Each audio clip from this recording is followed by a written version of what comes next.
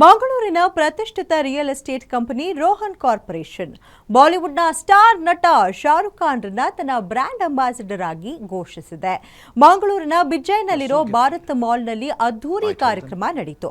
ಈ ಇವೆಂಟ್ನಲ್ಲಿ ಶಾರುಖ್ ಖಾನ್ರನ್ನ ರಾಯಭಾರಿಯಾಗಿ ಘೋಷಣೆ ಮಾಡಲಾಯಿತು. ವಿಶೇಷ ಎಂದರೆ ಕರ್ನಾಟಕದ ಹೋಮ್ ಗ್ರೌಂಡ್ ಬ್ರ್ಯಾಂಡ್ಗೆ ಮೊದಲ ಬಾರಿಗೆ ಶಾರುಖ್ ರಾಯಭಾರಿಯಾಗಲಿದ್ದಾರೆ.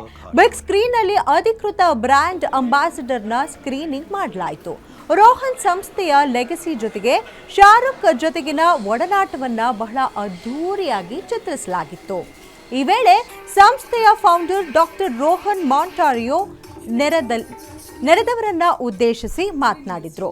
ಶಾರುಖ್ ಖಾನ್ ರಂತಹ ದಿಗ್ಗಜರು ನಮ್ಮ ಜೊತೆ ಕೂಡಿರುವುದು ನಮಗೆ ನಮ್ಮ ಲೆಗಸಿಯನ್ನ ಮುಂದುವರಿಸೋಕೆ ಆತ್ಮವಿಶ್ವಾಸ ಹೆಚ್ಚಿಸಿದೆ ಅಂತ ತಿಳಿಸಿದ್ರು. In my world of cinema, they tell me you're so gifted. I tell them I'm not. I didn't have a gift.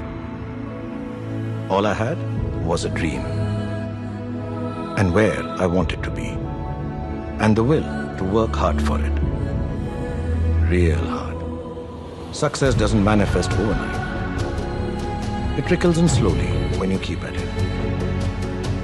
One day at a time. One brick at a time.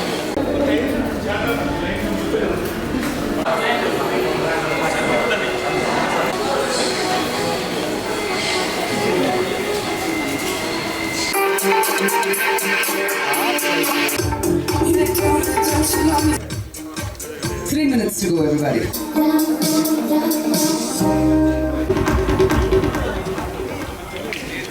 ಕಳೆದ 32 ವರ್ಷದಿಂದ ಜನರಿಗೆ ಮನೆ ಕೊಡುವ ಕೆಲಸವನ್ನು ಮಾಡಿದ್ದೇವೆ.